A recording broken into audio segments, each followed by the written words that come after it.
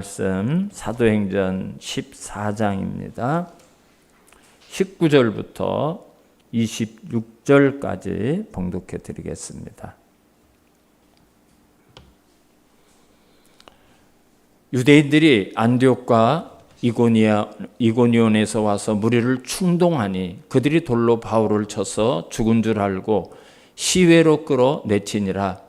제자들이 둘러섰을 때 바울이 일어나 그 성에 들어갔다가 이튿날 바나바와 함께 더베로 가서 복음을 그 성에서 전하여 많은 사람을 제자로 삼고 루스드라와 이고니온과 안디옥으로 돌아가서 제자들의 마음을 굳게 하여 이 믿음에 머물러 있으라 권하고, 또 우리가 하나님의 나라에 들어가려면 많은 환난을 겪어야 할 것이라 하고 각 교회에서 장로들을 택하여 금식기도하며 그들이 믿는 주께 그들을 위탁하고 비시디아 가운데로 지나서 밤빌리아에 이르러 말씀을 버가에서 전하고 아달리아로 내려가서 거기서 배 타고 안디옥에 이르니 이곳은 두 사도가 이룬 그 일을 위하여 전에 하나님의 은혜에 부탁하던 곳이라.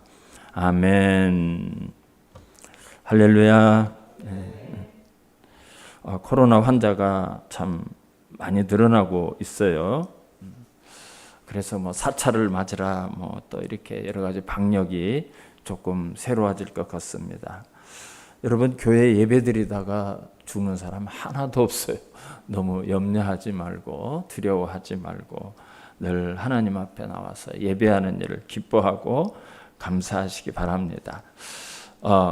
사도 바울이 이제 복음을 각 성에 다니면서 전하는데 항상 두 가지 반응이 있었죠. 복음을 전하면 택한 자, 그 말씀을 기다리는 사람들이 있어요. 하나님이 언제 이 사람을 구원할까? 이런 택한 자들은 그 말씀을 듣는 순간 막 기쁘게 받아들여요. 하나님 앞에 감사하면서 바로 예수를 믿는 그런 일이 일어났어요. 그런 일만 있는 게 아니죠. 또 어떤 사람들은 그 복음을 듣기 싫어요. 그래서 그 복음을 전하는 사람을 핍박하고 심지어 바울을 죽이려고 하는 시도가 한두 번 있었던 게 아니었어요. 여러분, 이것이 세상에 복음이 선포되면 일어나는 두 가지 반응이에요. 왜 그런가 하면 이 세상은 두 종류의 사람밖에 없습니다. 택한 자와 택하지 않은 자. 그래서 택한 자는 이 말씀을 기다려서 그대로 받아들이지만 택하지 않은 자는 못 견디는 거예요. 이런 말씀을 못 견디는 거예요. 사탄이 가만두지를 않는 거예요. 그래서 복음을 반대하는 사람들이 바울이 루스드라에 가서 복음을 전한다 이 소식을 듣고는 그 전에 바울이 있었던 그곳에서 반대하는 사람들이 여기까지 찾아왔어요. 지금처럼 차를 몰고 온 것도 아니고 걸어서 와야 되고 나귀를 타고 와야 되고 그 길을 그렇게 와가지고 거기에서 바울과 바나바가 걷지 못하는 사람을 고쳐주고 막 신으로 추앙을 받고 있는 이런 상황인데 사람들을 선동해요. 거짓으로 선동해요. 여러분, 사탄의 이 선동하는 방법은 사람들이 순식간에 넘어가요. 순식간에 넘어가는 걸 볼 수 있어요. 그래가지고 바울과 바나바를 신으로 섬겼던 그 사람들이 돌을 들어서 바울을 죽이려고 치는, 그래서 바울이 죽어서 나자빠지는 그런 일이 일어나고 있어요. 얼마나 바울이 많이 맞았던지 사람들이 이미 죽었구나 이라고서는 성 밖으로 끌고 나가서 버렸어요. 그래서 20절을 보시면, 오늘 본문 20절을 보면 제자들이 둘러섰을 때에 제자들이 우리 선생님이 죽었나 보다. 이제 어떻게 하지? 우리가 장례를 치러야 되나? 이렇게 하고 있는데 바울이 일어나 그 성에 들어갔다가 이튿날 바나바와 함께 더베로 가서 그랬어요. 이미 숨이 끊어졌다고 다 그렇게 느끼고 생각했는데, 그래서 둘러서서 제자들이 살피고 있는데 바울이 일어나서 성으로 들어갔다 그렇게 말하고 있어요. 여러분, 이것이 복음의 능력이에요. 복음의 불멸성입니다. 아무리 세상의 힘으로 이 복음을 막고 복음을 없애려고 하고 복음이 전파되는 것을 모든 수단을 동원해서 심지어 죽음이라는 방법을 동원해도 결코 그 복음은 막을 수가 없고 없앨 수가 없고 어떻게 할 수가 없어요. 그거를 보여주는 한 장면입니다. 한 장면이에요. 그래서 세월이 좀 지난 다음에 바울이 이 이야기를 디모데에게 해요. 그 디모데후서 3장 11절을 보면 디모데에게 이 이야기를 합니다. 이렇게 바울이 이야기를 하죠. 박해를 받고 고난과 또한 안디옥과 이고니안과 루스드라에서 이고니안과 루스드라로 쭉 오면서 바울이 이런 일을 겪죠. 당한 일과 어떠한 박해를 받은 것을 내가 과연 보고 알았거니와 주께서 이 모든 것 가운데서 나를 건지셨느니라 그랬어요. 그러니까 하나님이 이걸 다 아신다는 거죠. 그리고 하나님이 나를 그 상황에서 나를 하나님이 건져주시고 구원해 주시고 나를 사용하기 위해서 그렇게 하셨다는 것을 디모데에게 얘기하는 것을 볼 수가 있습니다. 그래서 바울이 앞으로도 그래요. 복음을 전하는 곳마다 이런 현상이 일어납니다. 여러분 이게 전혀 이상하지 않습니다. 예수님께서 복음을 전할 때 또 제자들이 나가서 복음을 전할 때 귀신이 막 떨어지고 막 병자가 고쳐지고 많은 사람이 복음을 받아들이고 그랬죠.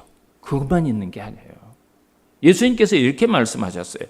내가 세상에 화평을 주러 온 줄로 생각하지 말라. 화평이 아니라 검을 주러 왔노라 그랬어요. 많은 곳에서 화목이 일어나고 평화가 일어나고 예수 그리스도를 통해서 기쁨으로 일어나지만 검을 주는 집이 있어요. 복음을 받아들이는 아내가 남편이 용납을 못하는 거야. 부모가 자식을 용납을 못하는 거야. 형제들이 형제를 용납하지 못하는 거야. 불화가 일어나는 일이 마땅히 일어난다는 거야. 예수님이 그 말씀을 하셔요. 그래서 바울이 가는 곳마다 우리 선교사님들이 가는 곳마다 그 복음을 기뻐하고 하나님께 영광을 돌리는 일이 일어남과 동시에 소동이 일어나고 분열이 일어나고 심지어 전도자를 죽이려는 시도가 계속해서 따라다녔던 겁니다. 그렇기 때문에 오늘 저와 여러분의 삶의 현장에서 내가 예수를 믿는다 하고 또 예수를 우리 믿읍시다 이렇게 이야기하면 어떤 사람은 그래 참 좋은 일 한다 잘했다 이런 분도 있지만요, 반대로 그때부터 나를 이상하게 보는 사람이 생길 수 있어요. 나를 오히려 미워해요. 가족들 가운데도 막 그런 일이 얼마든지 일어나고요. 어떤 사람은 사실은 자기가 불쌍한 사람인데 우리를 불쌍히 여겨요. 참 안 됐다. 교회 다니는데 안 됐다. 여러분 그런 일이 일어나요. 그래서 예수님께서 내가 화평을 주러 온 것이 아니라 검을 주러 왔노라 말씀하시는 이유가 거기에 있는 거예요. 거기에. 적당히 그 사람들과 어울려 살고 세상 사람들과 똑같이 살면 아무런 문제가 일어나지 않습니다. 근데 내가 예수를 믿기 때문에 일을 하는 가운데 어떤 사업을 하는 가운데 이거는 아닙니다. 직장에서도 그리스도의 양심을 가지고 이거는 안 되는데요. 이거는 잘못된 건데요. 이야기하면 너만 예수 믿냐? 야 다른 사람은 예수 믿어도 안 그러더라. 막 우리를 미워해요. 우리를 이상하게 봐. 핍박해. 왜 너만 별나게 그래? 그러면서 우리를 핍박해요. 바울이 안디옥을 떠나서 쭉 전도를 하면서 온 길이 그렇게 막 기쁨도 있지만 환난도 심어주고 또 분열이 일어나는 현장을 우리가 볼 수가 있습니다. 그런데 오늘 21절을 다시 한번 보시기 바랍니다. 복음을 그 성에서 전하여 많은 사람을 제자로 삼고 그럼에도 불구하고 복음은 계속해서 확장되죠. 복음을 전해서 많은 사람들이 예수를 믿는 일이 계속해서 일어나요. 그게 당연한 거예요. 또 루스드라와 이고니안과 안디옥으로 돌아가서 이제 1차 선교 여행을 마치고 안디옥 교회로 이제 돌아가는 길이에요. 그런데 루스드라 거기서 돌에 맞아 죽었다고 버려졌죠. 거길로 다시 들어가는 거예요. 그리고 이고니온으로 들어가요. 거기서도 쫓겨나서 못 견디고. 그리고 23절 4절 쭉 지나면 바울이 안디옥에서 출발해서 복음을 전했던 그 성으로 다시 돌아가는 거예요. 다시 그곳으로 다 돌아가면서 안디옥으로 가는 길에 다 거기를 들리고 있어요.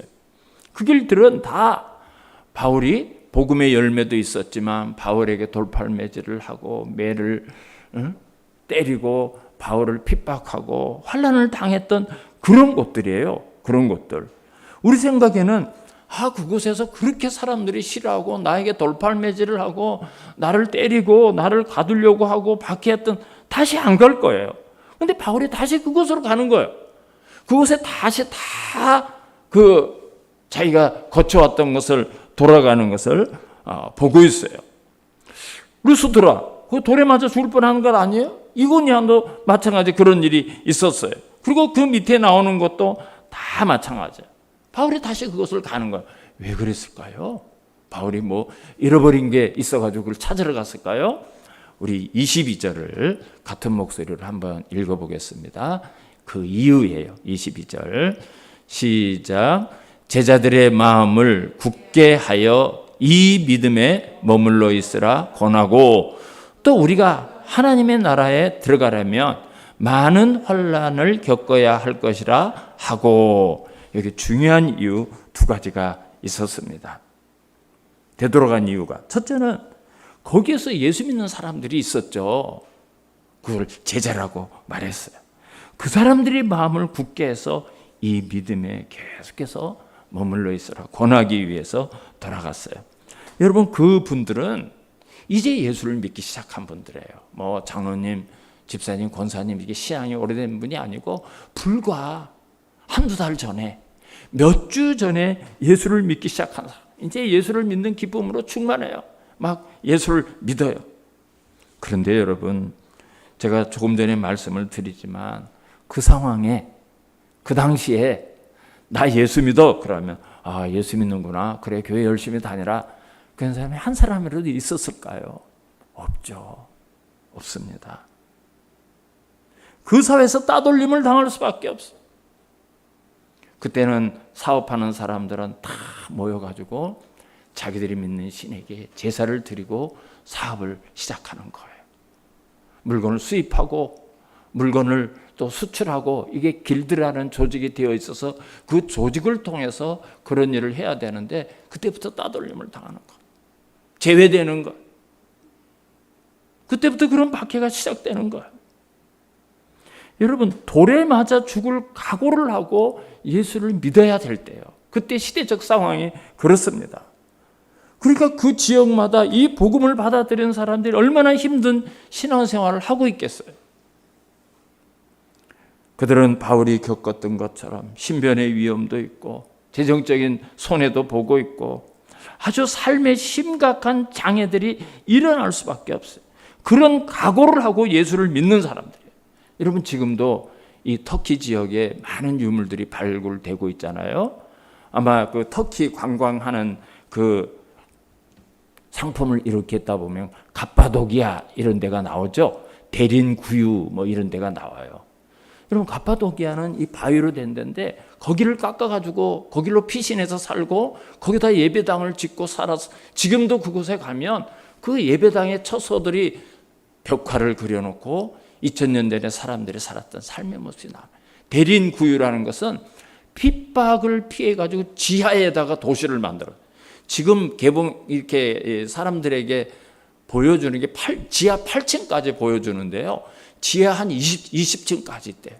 거기 가면 교회도 있고 학교도 있고 또 생활하는 데도 있고, 그 안에 짐을 싣고 나귀가 다녀가지고 나귀의 그 마구간도 있어요.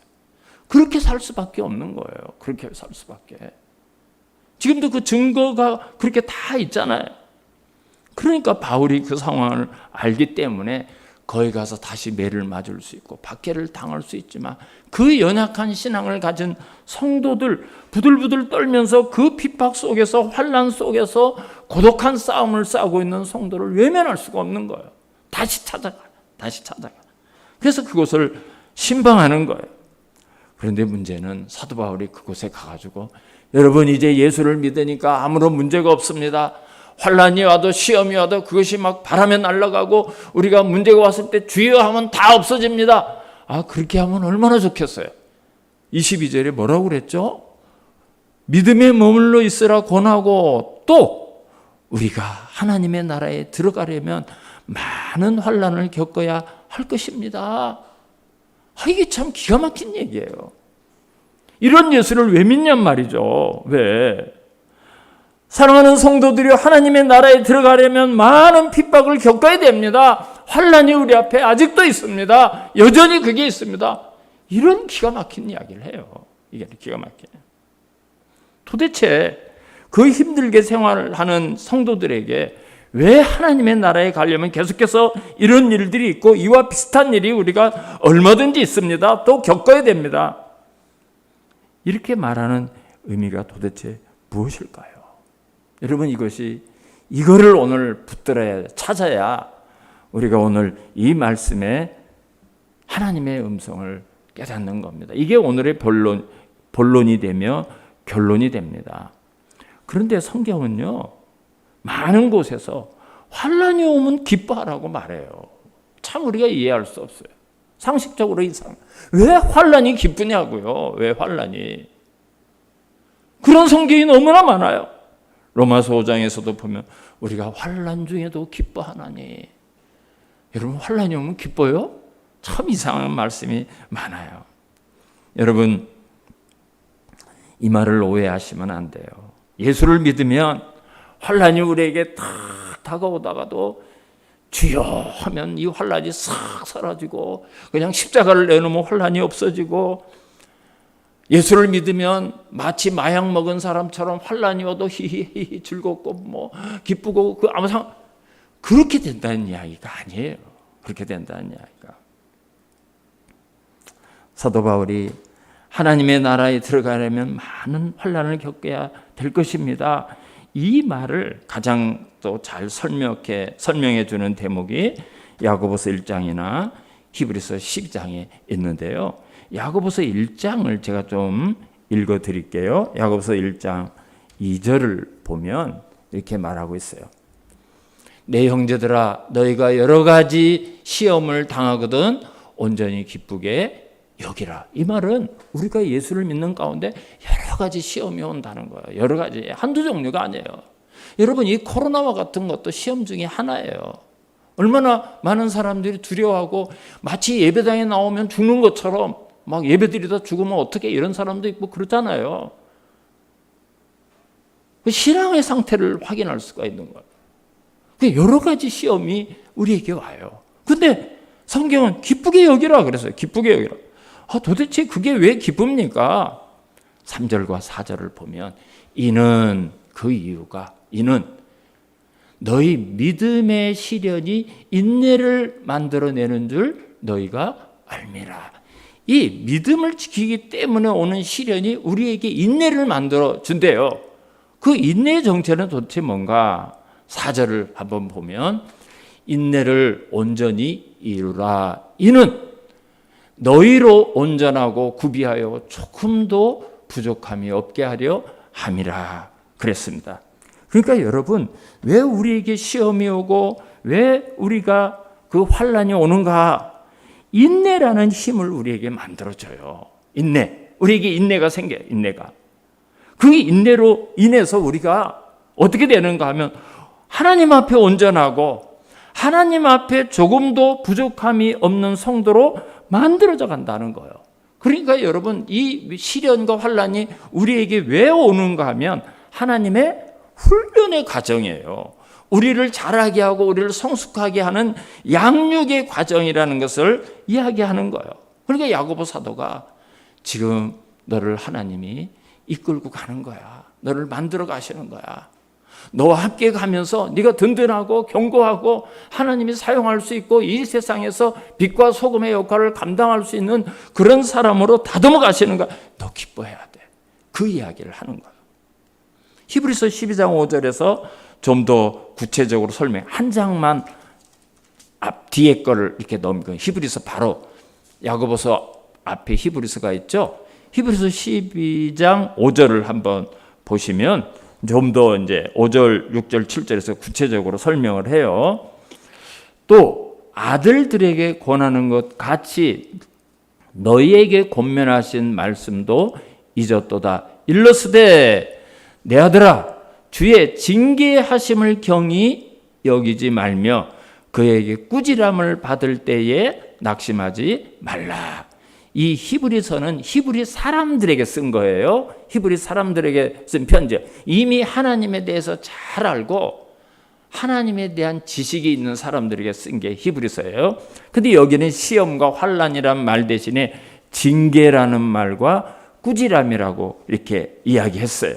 근데 여러분, 이 징계, 이 꾸지람을 우리는 어떻게 생각하는가 하면 잘못해가지고 매맞고 잘못해가지고 혼나고 하나님이 우리를 막 책망하는 그런 걸로 이해를 하는데, 이렇게 해석을 하고 또 이 단어를 여기다 이렇게 기록했지만 사실 이 징계라고 하는 말은 이것과 전혀 상관없어요. 여기 징계라고 한 헬라 말이 파이데이안 이렇게 되어 있는데요. 이 파이데이안이라는 말이 가지고 있는 뜻은 징계라는 의미가 아니라 사실은 훈련, 양육 그 뜻을 가지고 있어요. 훈련하면 좋은 말로 항상 이렇게 합니까? 책망하기도 하고 힘들기도 가는 길도 하고 막 그러지 않습니까? 우리나라에 파이디온이라는 선교단체가 있어요. 이 말에 파이디온을 이제 우리말로 그렇게 했는데 그 말이 바로 파이데이아예요. 파이데이아. 이 선교단체는 어떤 단체인가 하면 아이들, 거기는 어른들 사역을 안 해요.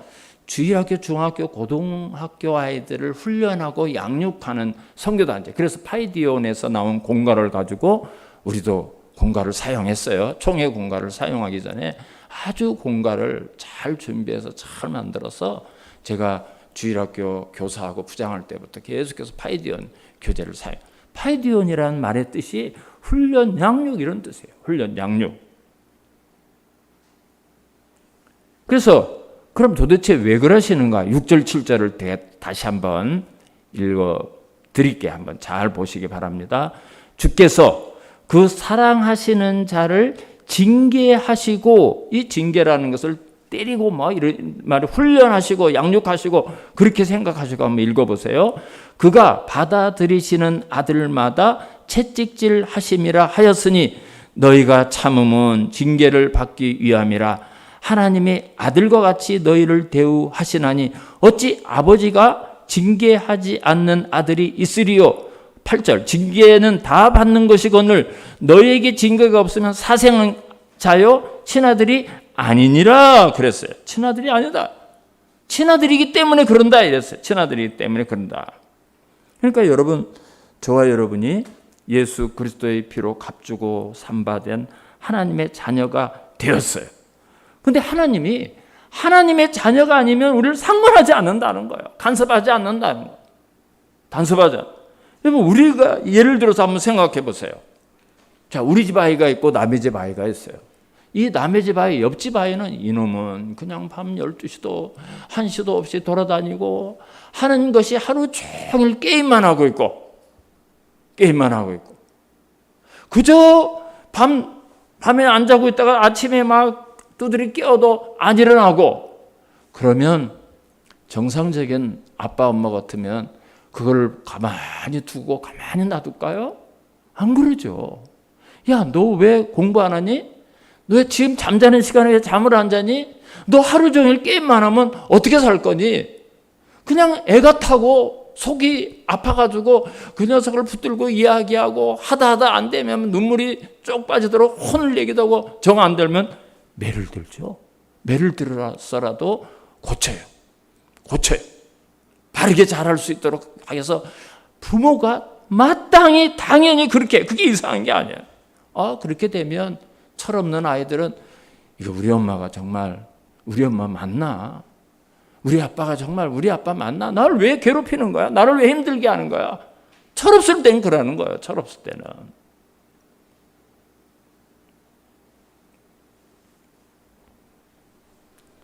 근데 근데 옆집에 아이가 그러면 우리가 어떡하죠? 놔두죠. 그거 뭐 우리가 뭐 상관합니까? 내 자식이 아닌데. 그놈이 밤새워서 게임을 하든지 밤새워 돌아다니든지 뭘 하든지 우리 한마디 말도 안 해요. 하나님이 우리를 예수 그리스도를 십자가에 못 박아 내걸기까지 하면서 그 값을 주고 우리를 자녀 삼아줬어요. 아들이 되고 딸이 되었어요. 그러면 그때부터 자녀를 아버지가 바르게 키우기 위해서 간섭하시는 거예요. 간섭하시는 거예요. 훈련을 시키는 거예요. 하나님이 이같이 너희를 대우하시나니 어찌 아버지가 징계하지 않는 아들이 있으리요. 징계는 다 받는 것이고 너희에게 징계가 없으면 사생하여 친아들이 아니니라. 아버지 엄마가 괴롭히는 게 목적입니까? 괴롭히는 게 목적이 아니죠. 바르게 키우기 위해서, 정말 건강하게 키우기 위해서, 올바른 인간을 만들기 위해서 잔소리를 하고 매를 들고 혼을 내고 그렇게 하는 거죠. 하나님의 나라에 들어가려면 너희가 많은 환난을 겪어야 하느니라. 이게 이제 무슨 의미인 줄 아셨죠? 이제 너희가 하나님의 백성이 되었으니까 그 하늘 백성이 맞는 인격과 성품과 마음과 행동이 나올 수 있도록 다듬어가고 만들어가기 위해서 하나님이 너를 이제 붙들고 간다. 여러분, 우리 구원의 여정에 하나님의 견인이라는 게 있어요. 우리가 예수를 믿는 순간 하나님이 우리를 견인해 가시는 거. 우리가 막 몸부림을 치고 브레이크를 잡고 시동을 꺼도 하나님이 계속 견인해요. 견인차에 딱 걸리면 목적지까지 끌려가죠. 우리가 가는 거예요. 근데 우리는 그것도 모르고 막 브레이크를 잡는 거예요. 나 저쪽으로 갈래요. 나 일로 갈래요. 근데 우리는 하나님에 붙잡혔으니까 하나님이 계속 우리의 가야 될 표대, 우리의 목적지를 향해서 계속 끌고 가시는 거예요. 몸부림을 치면 우리가 더 힘든 거예요. 더 힘든. 그래서 징계는 다 받는 것이고 너희에게 그게 없으면 사생하다. 하나님이 나를 그냥 내버려두면 친아들은 아니다. 이거. 친아들이 아니다. 여러분, 그러니까 환난이 오고 우리에게 어떤 시련이 오고 심지어 징계라고 생각되는 어떤 일이 올 때마다 내가 하나님 앞에 매 맞는구나. 하나님이 나 때리는, 그렇게 생각하지 마세요. 하나님이 때리는 하나님이 아니에요. 하나님이 나를 만들어 가시는구나. 하나님이 나를 씻기시고 나의 모난 부분을 다듬어 가시는구나. 그러니까 야고보 사도가 기뻐하라 그런 거예요. 기대가 되는 거예요. 하나님이 나를 어떻게 만들어 가실지 기대가 되는 거예요. 여러분, 그게 환난의 가치예요. 그래서 바울이 이제 자기를 파송한 안디옥 교회로 가면서 그 연약한 성도들, 이제 예수를 믿기 시작하면서 바울보다 더 심한 환난을 당할 수도 있는 그 성도들을 찾아가면서 그게 권면하는 거예요. 여러분, 믿음을 잘 붙들고 지켜야 되는데 환난이 오죠. 시험이 오죠. 어려움이 오죠. 힘드시죠. 여러분, 그걸 잘 견뎌야 됩니다. 잘 견뎌야 됩니다. 하나님의 나라에 들어가려면 너희가 많은 환난을 겪어야 하느니라. 여러분, 이런 그 교훈은요, 가르치고 아무리 배운다고 해서 그렇게 해서 깨달아지는 게 절대 아니에요. 절대 아니에요. 설교 100번을 들어도 여러분 이것이 삶에 적응을 하지 않으면 아무 소용없어요. 실제로 그런 환난과 그런 아픔을 겪고 나야, 나에게 그렇게 친했던 친구, 정말 내가 어려움을 당하니까, 환난을 당하니까 그 친구 아무것도 아니구나. 내 옆에서 나의 늘 말씀하던 집사님, 권사님, 그 성도님,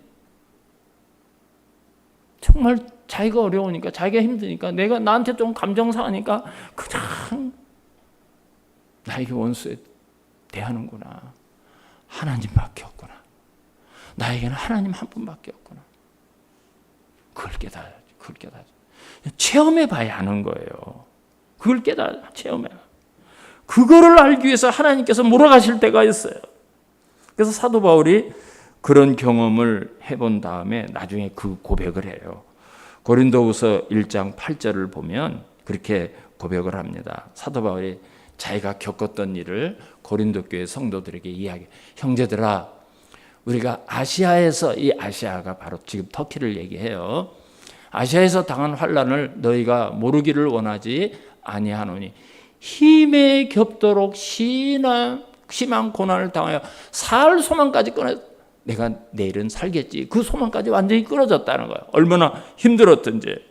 그게 바로 다윗이 매를 맞고 돌을 맞고 사람들에게 그렇게 핍박을 당하고 감옥에 가고 겪었던 그 일을 바로 이야기하는 거예요.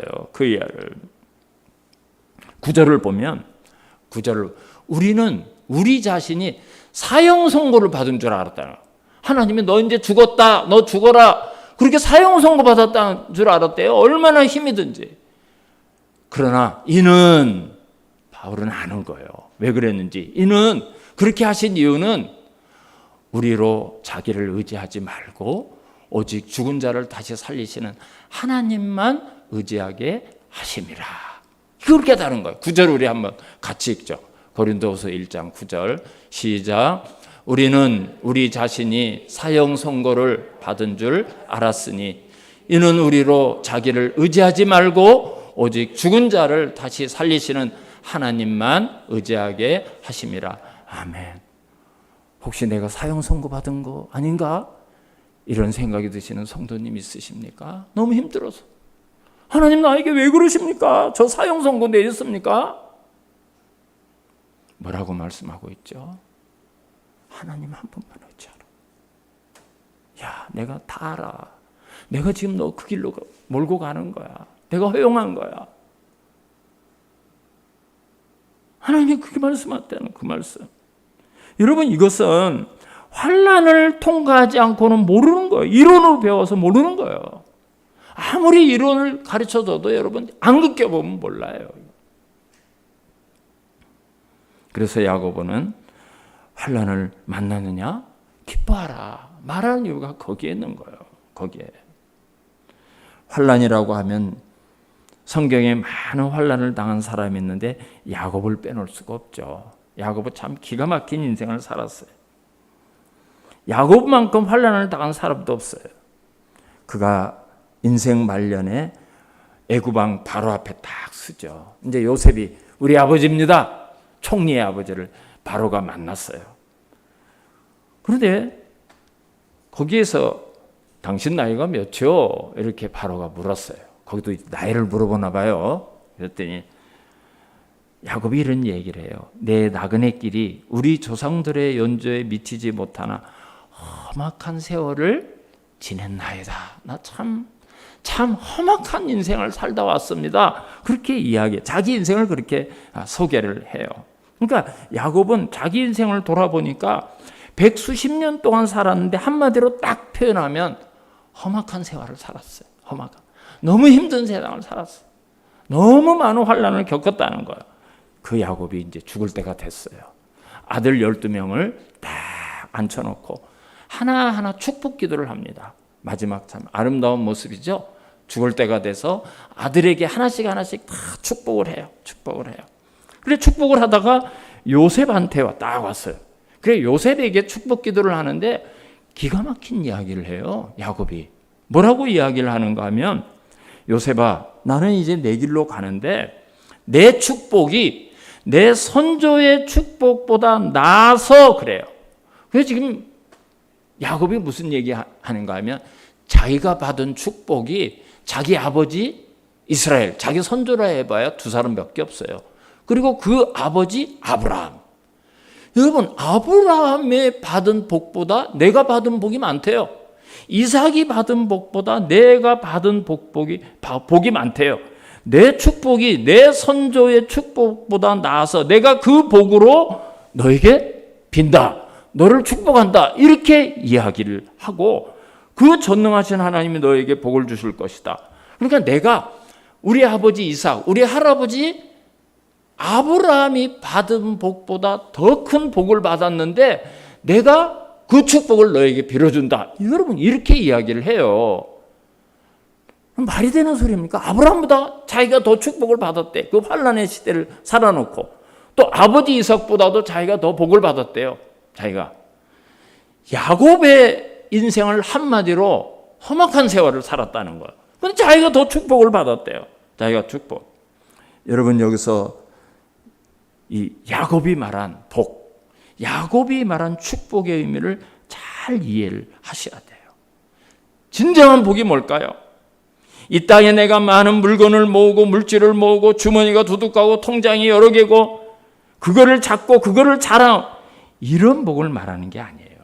여기서 야곱이 말한 복은 그런 복을 말하는 거 아니에요. 내 아들 요셉아, 하나님이 어떤 분인지 알고 하나님이 어떤 하나님인지 나만큼 체험해서 하나님에 대해서 안 사람이 있으면 나와보라고. 그런 사람 나보다 잘 아는 사람 없다. 나만큼 하나님을 체험한 사람은 아무도 없다. 우리 아버지 이삭, 우리 할아버지 아브라함, 아니야. 그분들도 나만큼 몰라. 그걸 자신 있게 이야기하는 거예요. 나만큼 하나님을 겪은 사람이 있으면 나와보라고요. 왜 야곱이 이런 말을 할까요?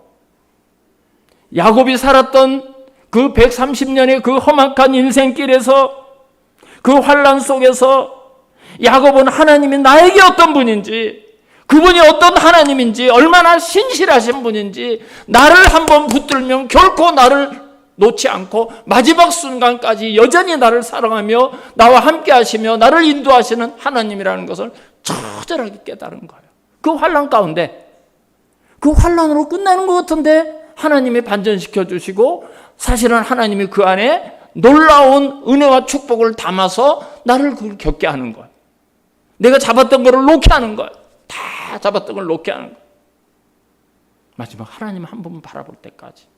그걸 깨달은 거예요. 환난을 통해서. 그 험악한 세월을 통해서. 야곱이 젊었을 때 인생관, 그냥 모든 수단과 방법을 가리지 않고 빼앗아라. 쌍둥이 나오면서 형의 팔을 먼저 나가려고 붙잡고 그냥 태어나면서부터 형과 싸우면서 나와. 수단과 방법을 가리지 않고, 장자가 더 갑절의 복을 받는데 그 장자권을 팥죽 한 그루 사기쳐서 외삼촌 집에 가가지고 수단과 방법을 가리지 않고 내 것으로 만들고, 근데 그게 다 황되죠. 다 놓고 와. 외삼촌 집에 다 놓고 와. 자기 게 안 되더라고. 나중에 아무것도 없이 7년 흉년을 만나서 정말 빈털터리로 애굽으로 가요. 요셉이 아버지하고 가족들 다 여기 와서 살아요. 아무것도 없이 다 땅도 다 놔두고 그냥 옷 하나 걸치고 가구 몇 개 싣고 애굽으로 가요. 빈털터리로 가요. 아무것도 없어. 다 내가 가졌던 땅이라고 생각했는데 그냥 남의 식객으로 신세제로 들어가요.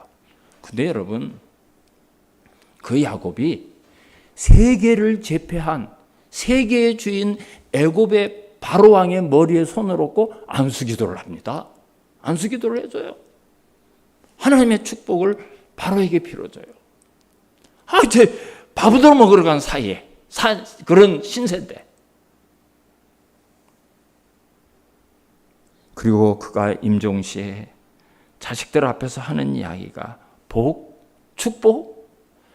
축복에 대해서 이야기하면서 하나님을 나만큼 경험하고 하나님을 나만큼 체험한 사람이 있으면 나보라고 그래라.